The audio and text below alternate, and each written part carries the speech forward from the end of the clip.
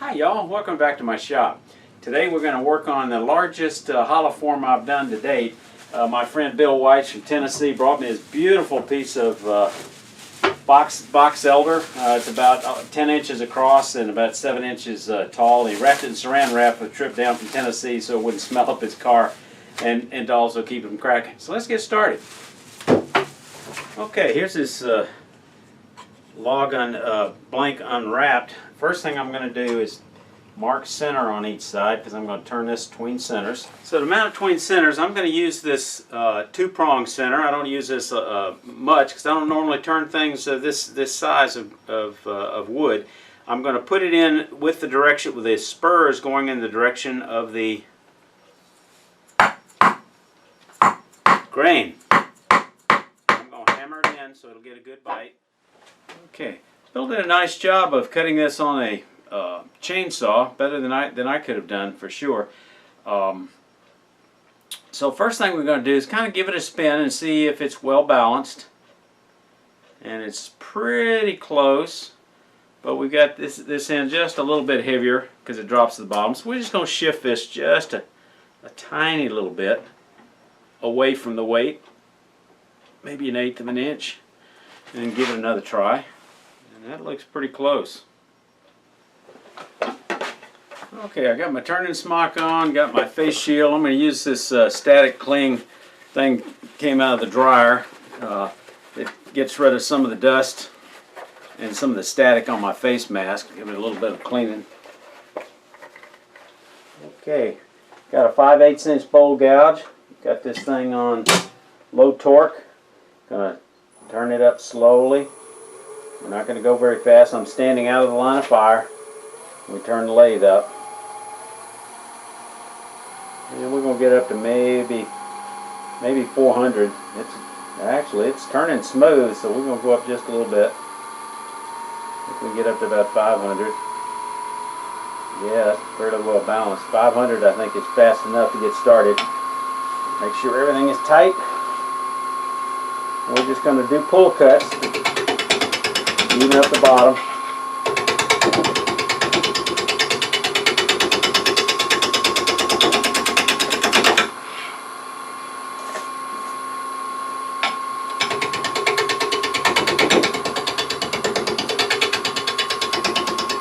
Just moving back and forth with my hip. My left hand is not doing anything but pressing down on the tool rest, giving it support.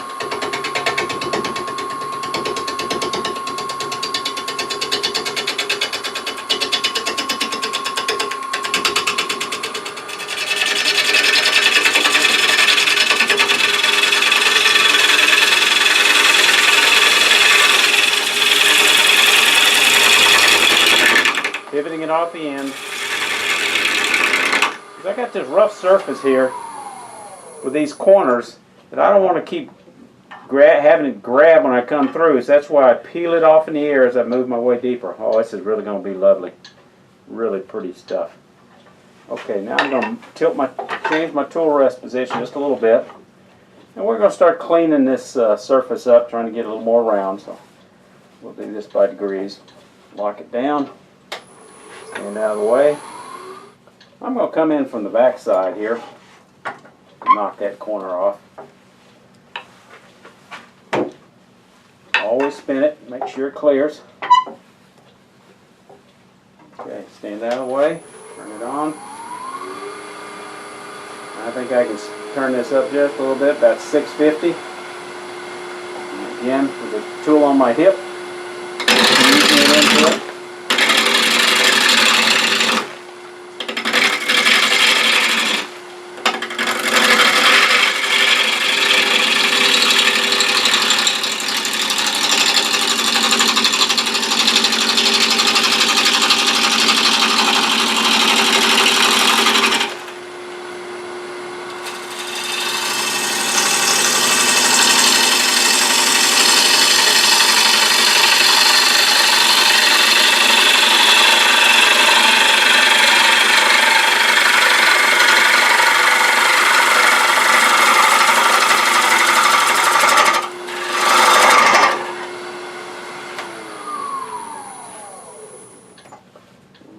pretty wood, really pretty. Okay, I'm going to go ahead and flatten this out a little bit more now that I got it in shape, and make room for the 3-inch. I'm going to take these screws off of the screw chuck, but this is the faceplate I'm going to be using to mount this with. Okay, I had to run take a break for take care of something, so I wrapped it saran wrap to kind of keep the moisture from and the smell down while I was gone. I still got a flat spot, so I'm going to take another pass. I've got this flat. We're going to take it off, put a faceplate on in a minute, but I'm going to go ahead and take this down just a little bit for a secondary foot so I can better gauge the design. So let me do that.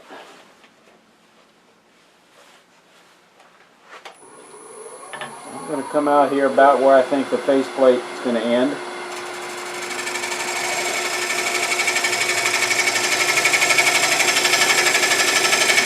Come in a bit. And that'll give me a little better feel for where the shape's going to come from.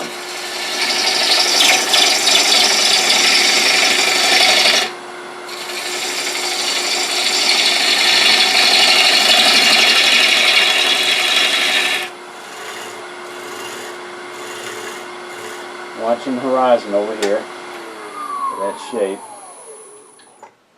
I've got rid of those ripples. Most of them, rest of them stand out. Okay, we're going to go ahead and take this off and mount the faceplate on it. Okay, let's mount the faceplate. I've got a little bump here, but I'm not going to worry about it because it's going to, when I put the faceplate on, because it's going to fit well within here and it'll be parted off. But I'm going to use this little center finder as I've used before to kind of get this thing centered. And we've got it a little bit proud around the edge here to make sure it rides on the outer edge. I'm going to leave that in there. And we're going to use a number 12 panhead screws that I find work well for this. With green wood like this box elder, there's no need to pre-drill a hole like you might with dried screw. You don't want to over tighten or it'll strip out those threads. Okay, I've remounted the block. Now, recognizing that I've got about 5/8 of an inch of screw in here, I'm going to go ahead and cut that back to make sure that when I part it off I'm not going to have to deal with those screws. So 5/8 of an inch, that's the width of that tool. That gives me a pretty good feel for where I need to go. And we'll just kind of come in there and take off a little of that.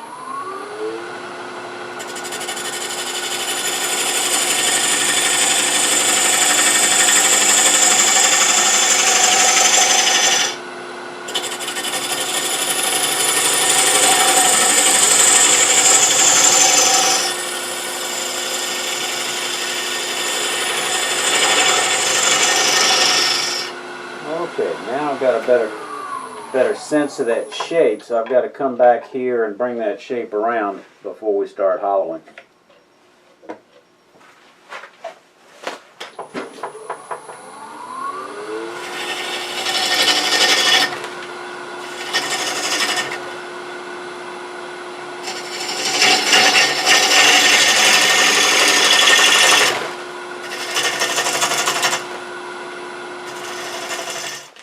Okay, now I want to refine this shape here. I'm not sure exactly how big the neck's going to be, but it's going to be a little bit smaller than that, I believe.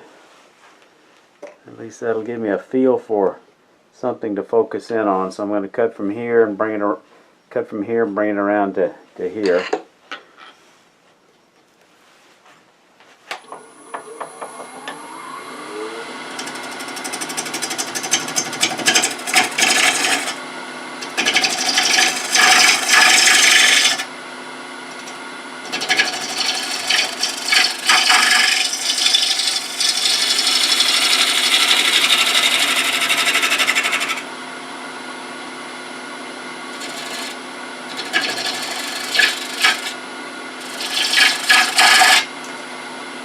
Just a little bit of a neck on it.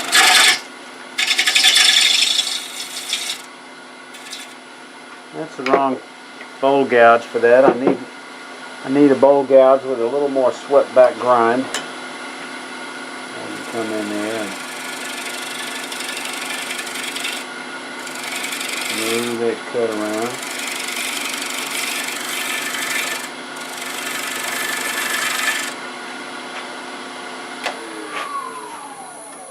Let's address it. I think I want a little more of a bit of a OG curve in here.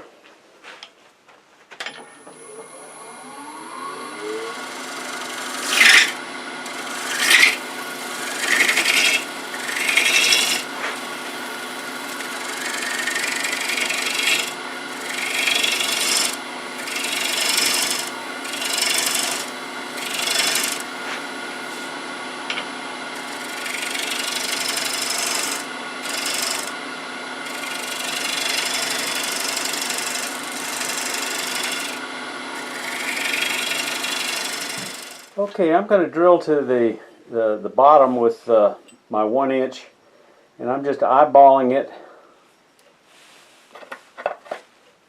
to see where I'm going to mark.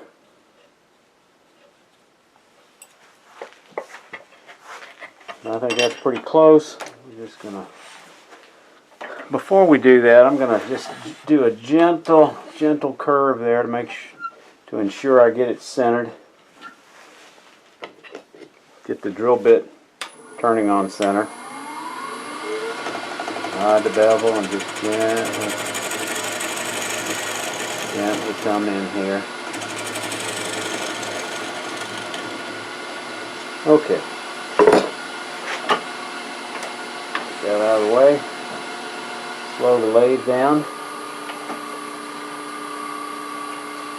There we go.